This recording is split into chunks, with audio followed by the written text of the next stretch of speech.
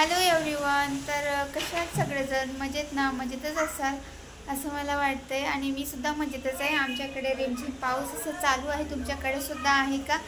तर मी जेव्हा अनुप्रिया तेलुगुचे व्लॉग्स माझ्या चॅनलवरती व्लॉग टाकायचे ना, त्याच्यामध्ये मी असे भरपूर व्हिडिओमध्ये सांगितलेलं आहे आणि व्हिडिओ अपलोड केलेले आहेत माझ्या सासरचे, की ज्यामध्ये मी सांगितलं होतं की मला माहेरच्यापेक्षा सुद्धा सासरची शिदोरी ही जास्त येते. कारण की गावाला गेल्यावर तर येतेच, परंतु आमच्या गावाकडनं जर का कोणी इथं पुण्याला येत असेल ना, तर आवर्जून आमच्या सासूबाई काही ना काही पाठवतातच. म्हणजे घरी जेही असेल ना, की त्यांना असं वाटतं की हे मुलांनीसुद्धा खायला पाहिजे, मुलांनासुद्धा भेटलं पाहिजे, तर ते पाठवून.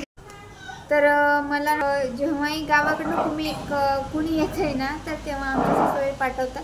आता यावेळेससुद्धा ना, आता मे महिन्यात जे काही लोणचं वगैरे टाकतात ना आमच्या गावाकडे, तर तेव्हा आम्ही गेलो नव्हतो. तर मग आता कुणीतरी आले म्हणून त्यांच्यासोबत त्यांनी आम्हाला लोणचं वगैरे पाठवलं, बेसन पीठ पाठवले, कारण शेतातलेच हरभरे असतात, मग ते घरच्या डाळीचंच बेसन असतं ते झालं. आणि फुटाणे ते सुद्धा, म्हणजे असं काही जे असते ना की खायसारखं असतं. आता इकडे पण मिळते, पण ती टेस्ट म्हणा किंवा तो एक गावाकडचा एक वेगळाच हे असतो, तर ते त्यांना असं वाटतं की मुलांनीसुद्धा खायला पाहिजे, तर म्हणजे आवर्जून पाठवतात. आणि या बाबतीत ना मी खूप लकी आहे की मला असं काही माहेरवरून आणायची गरज पडत नाही, किंवा असं म्हणावं लागत नाही की आई माझ्यासाठी हे पाठवून दे, की हे करून ठेव म्हणून. आणि ना असं कुठली गोष्ट आणायसाठी मग म्हणजे मला असं विचार नाही करावा लागत की ही नाही आहे आपल्याकडे.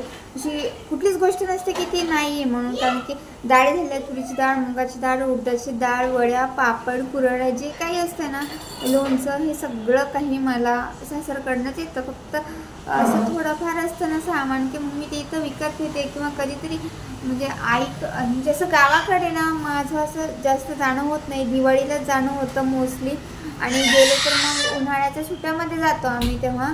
आणि तेव्हा जेवढं आता एवढं काही आणलं जात नाही, कारण गावाला गेल्यानंतर ना बॅग आणि कपडे आणि याचंच एवढं असतं ना, की मग ते सामान आणायला एवढं जातं. त्यात आम्हाला गहू आणायचे असतात आणि ते एक कट्ट असतं, आणि त्याच्यासोबत मग परत एवढं सामान आणणं खूप अवघड जातं. तर मग असंच कोणी अधूनमधून जर आलं ना, तर मग त्यांच्याकडे त्या पाठवून देत असतात. हे बघ, तुला बघायचं का? आता ना काही जण असेही म्हणतील की आम्ही पण सामान आणतो गावाकडून, तर हे काही दाखवायची गरज आहे का? तर हो, कुणी आपल्यासाठी काहीतरी करते ना, तर त्याच्याबद्दल कृतज्ञता व्यक्त ही आपण केलीच पाहिजे, असं मला तरी वाटतं.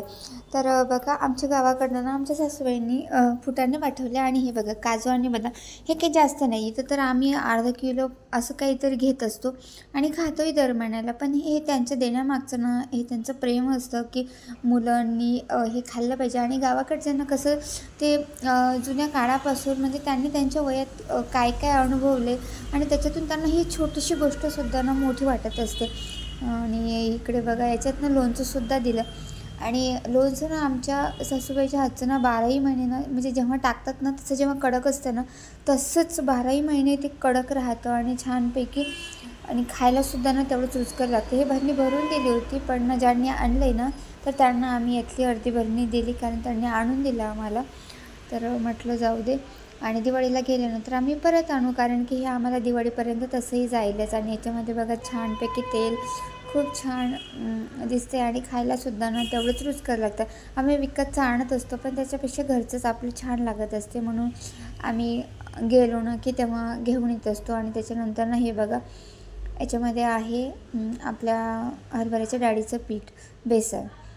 तर घरचेच हरभरे असतात, मग ते त्यांचं बेसन करून आणतात. आता नागपंचमी येईल ना, तर मग मी काही लाडू वगैरे करत नसते, कारण इथचं मला बेसन विकत घेऊन करावं असं काही वाटत नाही.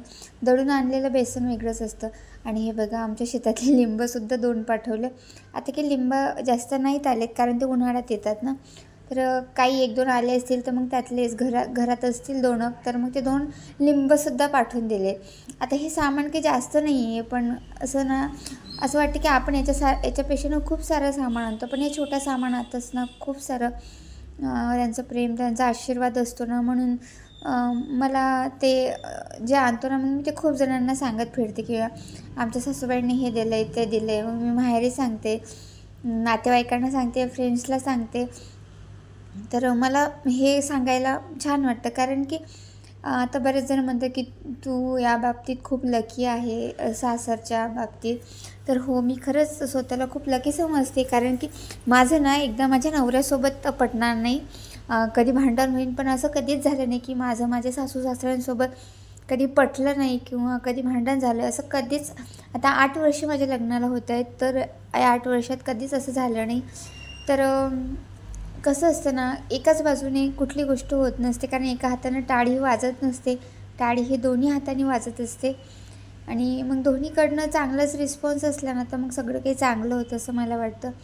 आता हे सगळं काही भरून ठेवते मी, जे काही फुटाणे वगैरे जे काही दिलं ते छोट्या मोठ्या भरण्या आहेत माझ्याकडे. मी त्याच्यामध्ये आता हे बेसन वगैरे पण मला एका याच्यात भरून ठेवावं लागेल. आणि आता बरेच जण म्हणतील की एवढंसं आणलं आहे आणि ते पण दाखवते का, तर मी कुणाला बघायसाठी नाही दाखवत आहे, तर माझी एक कृतज्ञता व्यक्त करायसाठी. आणि कधी माझ्या सासू सासऱ्यांनी हा व्हिडिओ बघितला ना, तर त्यांनासुद्धा छान वाटेल की आमची सून आमच्याबद्दल असं विचार करते, कारण आपण असं बोलून नाही दाखवत नेहमीच कुठल्या गोष्टी की कुणी आपल्यासाठी काहीतरी करतं आहे म्हणून, पण कधी ना कधी आपण बोलून हे दाखवलंच पाहिजे. आता गावाकडे की त्यांच्याकडे मोठा मोबाईल नाही आहे, छोटाच मोबाईल आहे, पण कधी ना कधी कोणी ना कोणी कसं गावात दाखवतच असतं, कारण कुणाला जेव्हा माहीत पडतात ना अशा दुसऱ्यांच्या तिसऱ्यांच्या गोष्टी, तर ते आपोआप आपल्या घरापर्यंत पोचतातच, हे तुम्हालासुद्धा माहीत असेलच. मग जेव्हा कधी त्यांच्या नजरेत हा व्हिडिओ पडेल ना, तर तेव्हा त्यांनासुद्धा छान वाटेल. आणि ते माझ्यासाठी किंवा माझ्यासाठी नाही, तर त्यांच्या मुलांसाठी, त्यांच्या नातवंडासाठी करतात. तर आम्हालासुद्धा छान वाटतं, त्यांनासुद्धा छान वाटावं यासाठी मी हा व्हिडिओ बनवलेला आहे. तर चला भेटूया नेक्स्ट व्लॉगमध्ये. आजचा तुमचा व्हिडिओ आणि माझ्या सासरची शिदोरी तुम्हाला कशी वाटली ते सुद्धा सांगाल. चला बाय, भेटूया नेक्स्ट व्लॉगमध्ये.